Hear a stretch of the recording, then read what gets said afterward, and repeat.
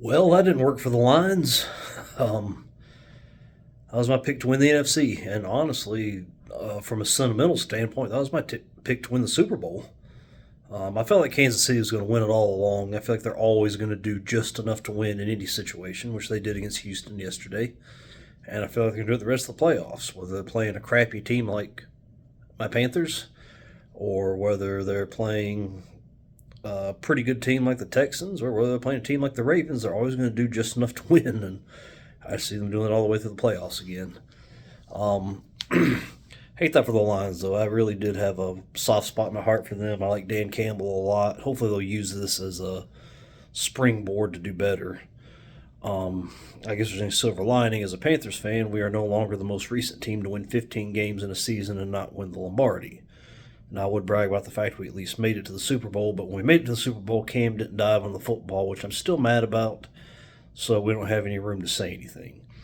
As far as the saying that I put in the title of this video, of course, I was making Lion King jokes, because that's so funny that the Lions lost. Not for me. I mean, I kind of like them, but. And so when I think Lion King, I think of Hakuna Matata. So I'm like, okay, I'm going to figure out what's African for shitting the bed. And then I realized, wait, there's about 500 African languages. So I, I had to do two Google searches. I Googled what language is Hakuna Matata in, and it told me. And so I said, okay, in that language, what is shit the bed? And it gave me like shit comment of something or another. And I'm like, that's kind of lame. So I redid the translator to defecate in the bed, and that's where I got that fun title. So I hate that for the Lions. They had a lot of injuries in the defense. They made up for it so well throughout the season, but I mean, you can only have so many injuries for so long before that takes care of you. So I hate that for them. Killed my NFC predictions. So we'll have to see where that goes. Looks like well, the Commanders are for real, and they're going to play either the Rams or most likely the Eagles. I mean, gosh, it's like, my first thought is the Eagles. If the Eagles beat the Rams either tonight or tomorrow, I don't know when they play. No, it's today. It's today. My pick would be, I think the Eagles will win at home, but Washington's already played the Eagles twice this year, so the fear factor's gone, and they're on a roll. So can this young team take it all the way to the big dance where they will play the Chiefs, who will do just enough to beat them? I don't know.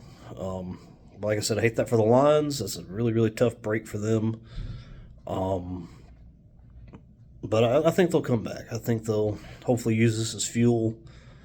Jared Goff, he's been here. He had that horribly disappointing Super Bowl loss where they scored 3 points and left for dead, came back, went to the Lions, and now they're doing good. And I really think Dan Campbell's going to have where they need to be.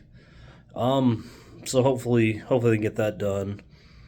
Looking at it from purely logistics standpoint, you would think that this game today, the Ravens at the Bills, would be kind of the de facto Super Bowl, because you would think that nobody in the NFC nor the Chiefs have anything for either of those teams.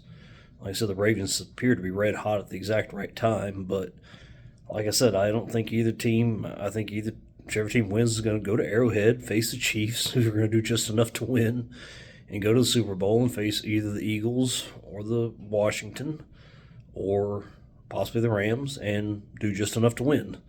So kind of holding steady with those predictions a little bit, but I don't know. I hate it. I really do. I hate that for the Lions. I was kind of pulling for them a little bit. I wanted to see them do good. It's always cool to see something that not happened in your lifetime or barely in your parents' lifetime. Should have never traded Bobby Lane in 1958. I don't think the people involved with that are even alive anymore that made those decisions, but they screwed him. I think when they knocked Tiger Stadium over, the curse that caused the Bobby Lane's 50-year curse to last forever. That's my kind of take on that. So can I prove it? Absolutely not. As a Christian, should I be believing in superstition like that? Absolutely not. But it's kind of the fun of sports too. So there you go. So just want to give my little take on that while I'm kind of sitting here at work waiting for the day to end. And I'll do a more comprehensive video maybe tomorrow, maybe Tuesday. Hell, I don't know. until I get the household situation settled. I'm not moving, but my soon-to-be ex-wife will be at some point. Her decision making is not very smart, so it keeps getting pushed back and back and back. And then I'll feel more comfortable making more videos, because I just don't want to make them when she's in there. What'd you say? I said you're fat. So, anyways, yeah, hard to believe me getting divorced, huh? All right. Anyways, you guys take care, and I'll best of luck to all the teams out there. Enjoy watching football, and I'll talk to you guys later.